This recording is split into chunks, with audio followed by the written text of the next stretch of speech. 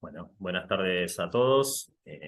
Gracias por estar. Hoy lo que vamos a abordar es lo que es la trombectomía mecánica en el stroke isquémico, eh, una nueva tecnología y con bastante evidencia desde hace unos años, con buenos resultados en el tratamiento del ACV y que eh, vamos a tener disponibilidad en el municipio de poder hacerlo, así que eso, bueno, nos pone muy contentos a todos, obviamente.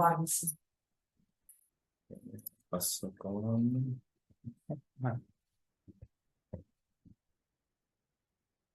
Bueno, lo que vamos a abordar en la charla es la definición de lo que es la trombectomía mecánica, las indicaciones y la selección de pacientes, la evidencia científica que la avala, cuáles son las técnicas que se utilizan, eh, cuáles son los objetivos y los scores de reperfusión angiográfica, las complicaciones que tiene y un resumen final para tratar de que a todos nos quede claro de qué es lo que estamos charlando.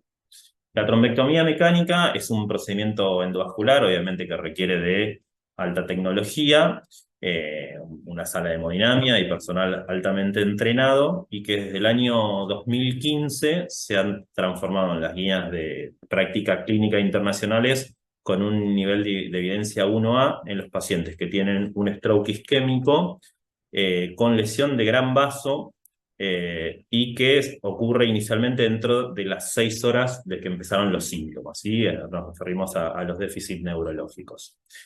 Los candidatos a recibir este tratamiento suelen ser del 10 al 15% de los ACV. Recordemos que dentro del ACV el 85% son isquémicos, el resto son hemorrágicos, y si uno se basa en esos 85%, solo el 10 al 15 tendrían oclusión de gran vaso y podrían ser candidatos a una trombectomía mecánica. El objetivo de la trombectomía mecánica, así como la trombólisis endovenosa, es tratar de salvar lo que se conoce como área de penumbra isquémica, que es aquel tejido que no está viable en su función en ese momento de la oclusión arterial, pero que tiene la posibilidad de recuperar funcionalidad si uno reperfunde el vaso obstruido, ¿sí? Siempre hay lo que se conoce como core isquémico, que es el tejido que ya no es viable, y el área de penumbra. Y ese es el objetivo de todos los tratamientos en el ACV y el concepto que nosotros tenemos que manejar, que lo que intentamos salvar es el área de penumbra isquémica, ¿sí? ¿Cómo lo hacemos? Restableciendo el flujo sanguíneo cerebral. Esta penumbra, además de depender del tiempo entre cual se recanaliza la arteria, tiene que ver con la circulación colateral que puede desarrollar el paciente o que ya tiene, si es un paciente con una obstrucción arterial crónica que sufrió un evento agudo y demás factores, ¿sí? Este tratamiento es sumamente efectivo, ¿sí? Imagínense que para lograr el objetivo clínico que se plantea en los estudios, solo se necesitan tratar de 3 a 5 pacientes. En lo que es el trombolítico endovenoso, uno necesita 7 pacientes para lograr el objetivo clínico. En esta gráfica lo que traté de mostrar es lo que les hablaba, el número necesario a tratar de pacientes. Uno para lograr un objetivo de disminuir mortalidad, por ejemplo, cuando le da estatinas a un paciente, necesita aproximadamente 150 pacientes para lograr el objetivo. Esto casi es 40 cuando uno hace una angiografía y una hemodinamia cardiovascular para disminuir mortalidad, requiere alrededor de 40 pacientes, y cuando hace una trombectomía mecánica, el objetivo terapéutico se da entre 3 y 5 pacientes, o sea que es sumamente efectivo. ¿Sí? ¿A quiénes beneficia este tratamiento? Bueno, como hablábamos, nosotros tenemos dentro de la categoría de stroke isquémicos pacientes que tienen lesión de gran vaso. Gran vaso se considera a lo que es carótida interna intracraniana y lo que es la cerebral media en su segmento M1. Esto idealmente lo que está descrito en los estudios y en los ensayos clínicos. A veces se extiende a lo que es la porción M2 de cerebral media. Cuando el paciente es candidato y cuando está dentro de las 6 horas de inicio de síntomas, ¿sí? Uy, creo que toqué algo que no debería tocar, perdón. No, no pasa. Ahí está.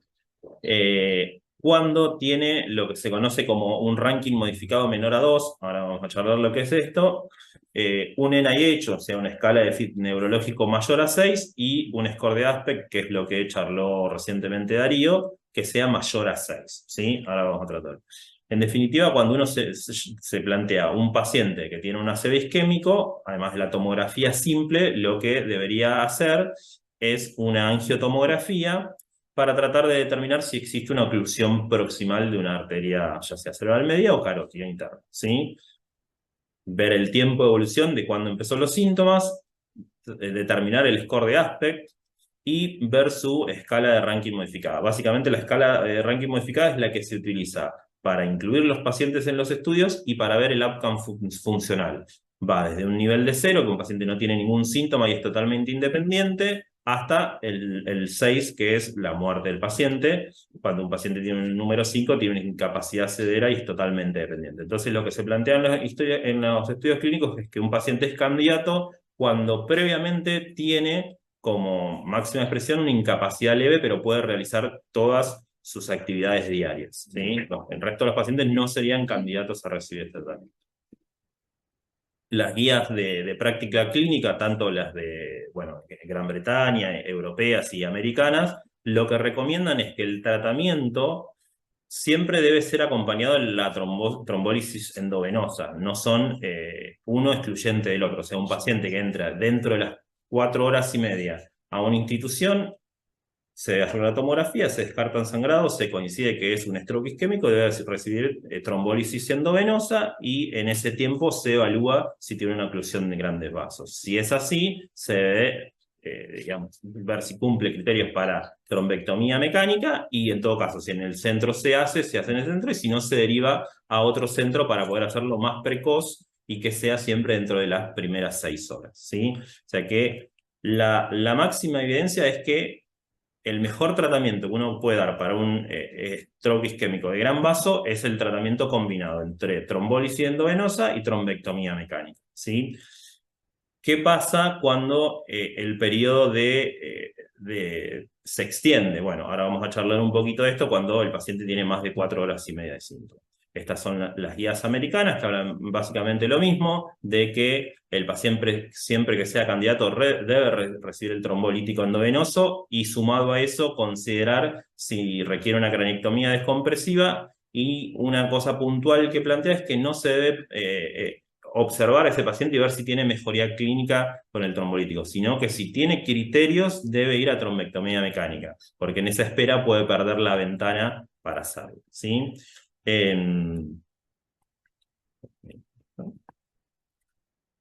este punto, bueno, esto es un resumen de un metaanálisis que se realizó de trombectomía mecánica. El metaanálisis se llama Hermes, y lo que traté de graficar en esto es la diferencia que existe entre los pacientes que reciban el tratamiento endovenoso versus los que reciban tratamiento endovenoso con trombectomía. Y la posibilidad de recuperación funcional era casi del doble o en algún punto hasta 2.5 veces mayor cuando recibían trombectomía, lo que claramente demuestra que el tratamiento es efectivo, ¿sí?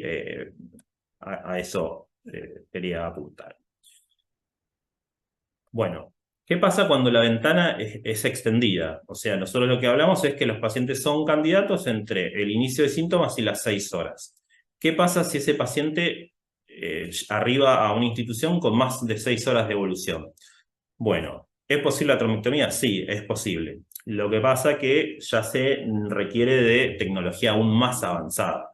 Hay estudios que se han hecho y se han publicado en donde los resultados son fabulosos, ¿sí? Que son el estudio Down y Diffuse, que lo que utilizan son estudios multimodal de imágenes que evalúan esto que le mostraba en una de las primeras imágenes. Cuánto es el área del core isquémico y cuánto es la penumbra, y si aún el paciente tiene tejido para salvar en el evento que está sufriendo. Para esto, uno que necesita tener imágenes de resonancia o de tomografía que tengan perfusión y hasta algunos software particulares que evalúan y nos dan estos datos que son la perfusión del área, lo que se conoce como mismatch isquémico, cuánto es el volumen del infarto, cuál es el radio entre infarto y penumbra. Bueno, son cosas muy avanzadas que en nuestro país creo que solo hay una institución que lo tiene hoy en día, ¿sí? Pero bueno, se puede hacer, esto no es imposible y es lo que seguramente va a pasar en los próximos años, ¿sí? Esto es un poquito de lo que les contaba, por ahí las imágenes son un poco pequeñas, pero lo que intenta demostrar es, en las imágenes del lado izquierdo se ve lo que es el core isquémico, que está en violeta, y del lado derecho el área de penumbra. Miren que en este caso, en el primero, en el superior, el core isquémico es muy pequeño para el área de penumbra, o sea que toda esta área verde sería la que uno salvaría con los tratamientos, ¿sí? Y por acá, en la parte inferior, están estos valores que yo le demostraban, que los arroja el software y que permiten tomar decisiones. En el segundo caso, ya el área de penumbra es casi igual al core, o sea que en este paciente no tendría indicación porque ya el área no es salvable, ¿sí? En esta etapa. Bueno, un poco más allá está todo esto que está escrito y descrito, generalmente se hace con stroke de circulación anterior, ¿sí? Lo que es carótida interna y cerebral media. Pero ¿qué pasa y cómo se aplica esto a la circulación posterior? La circulación posterior, básicamente lo que es las arterias vertebral y basilar, representan el 20% de los strokes isquémicos, generan mucha independencia funcional, o mucha dependencia funcional, por decirlo así, y a veces cuando afectan el tronco son pacientes que quedan gravemente secuelados. Entonces la circulación posterior es como un apartado del capítulo del ACV, y de hecho se han evaluado escala de NIH que evalúa básicamente síntomas de fosa posterior, que agrega en los ítems que contó Darío el día lunes, lo que es la marcha, la presencia de nistagmus, diplopía, tosis palpebral, oftalmoplejía y trastornos dilutorios que permiten hacer sospechar que lo que está pasándole al paciente es una ACV de fosa posterior y que también es más difícil de advertir en una tomografía, así que no es el estudio ideal para poder verlo. Más signos de tronco, ¿no? Exactamente, ¿sí? Se ha generado lo que es el ASPEC, que también contó previamente Darío, en circulación posterior, que evalúa otras regiones, que es más que nada el lóbulo occipital, el mesencéfalo, la protuberancia, áreas cerebelosas, y que también sirve para, de acuerdo al ASPEC, determinar si es candidato o no a recibir el tratamiento. El nivel de evidencia es un poco más bajo, es de nivel 2B, pero también aplica a pacientes con ACV de circulación posterior, sobre todo por lo catastrófico que puede ser un ACV en el tronco. Así que hay evidencia también a favor de poder hacerlo dentro de las 6 horas de inicio de síntomas, ¿sí? Sobre todo de la arteria basilar. Esto es también un poco de los estudios que demostraron esto. No vamos a seguir porque vamos a extendernos mucho. En cuanto a las técnicas, bueno, no soy hemodinamista, que quede claro, esto es solo para comentarlo. La trombectomía mecánica requiere, como les decía, una sala de hemodinamia, un angiógrafo, personal capacitado, y hay diferentes técnicas y dispositivos que se utilizan. Hoy en día, con ya casi la segunda o tercera generación de dispositivos, lo que se usa es lo que se llama la tromboaspiración, que básicamente es llevar un catéter, lo digo básicamente como fuera sencillo, seguramente no lo es, pero es llevar un catéter a los grandes vasos y aspirar a través de distintos dispositivos de forma manual el trombo y restablecer el flujo. Y el otro es el stent retriever, que lo que usa es una canastilla que atraviesa el coágulo, se despliega, se abre y con eso se puede retraer el coágulo y mejorar la perfusión. ¿Sí?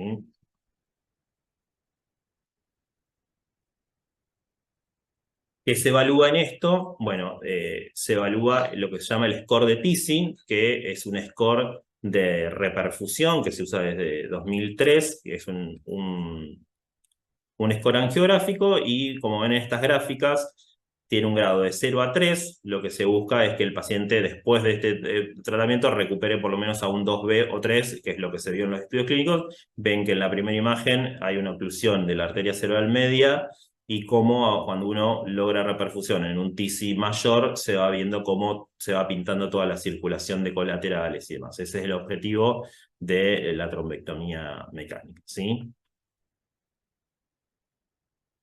Las complicaciones son varias, pueden ser locales en el sitio de punción, En primera instancia siempre se usaba el acceso femoral. Vimos con la charla complicaciones, son varias, locales en el sitio de punción, como decía, hematoma, infección.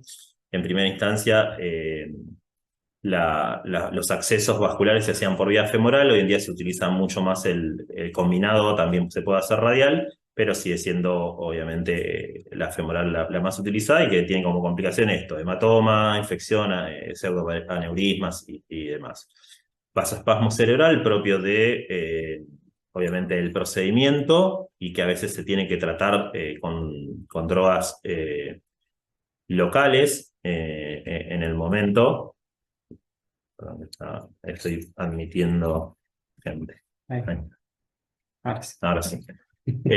Complicaciones como pueden ser ruptura arterial, disección con extravasación del material que se utiliza en la angiografía o con sangrado, hemorragia subaracnoidea, embolia distal, que ha disminuido la incidencia con los nuevos dispositivos que se utilizan y con a veces se inflan hasta balones como para evitar la embolia distal, desplazamiento del dispositivo y, bueno, hemorragia intracerebral post-reperfusión al área isquémica, ¿sí? Para ir finalizando, las recomendaciones de las guías internacionales son las norteamericanas, europeas, de Gran Bretaña. Todas coinciden en que el mejor tratamiento para un paciente con ACV con oclusión de gran vaso dentro de las 4.5 horas es la trombólisis endovenosa asociada a la trombectomía mecánica.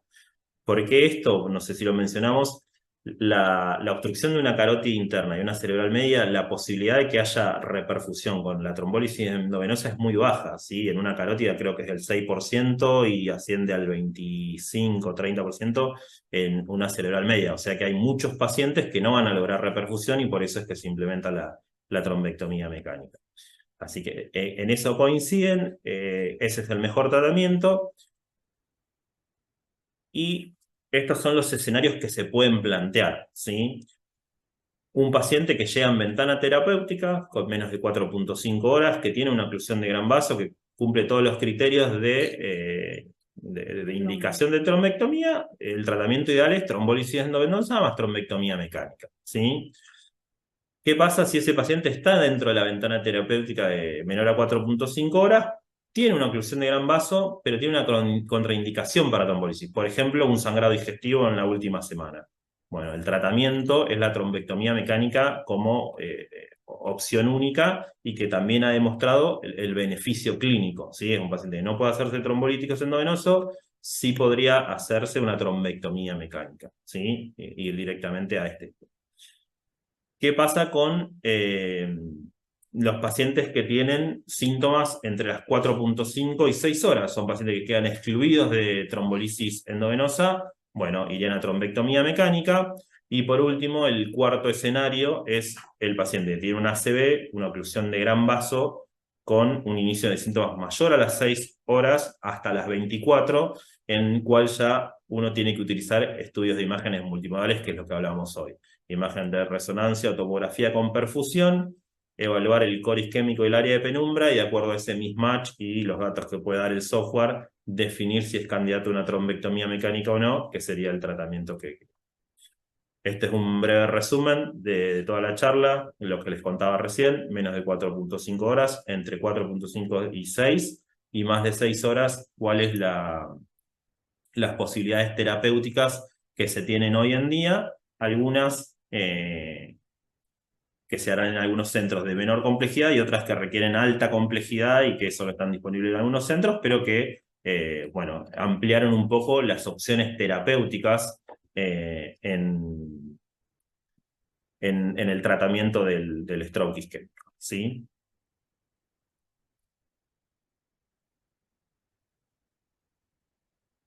Sí, sí.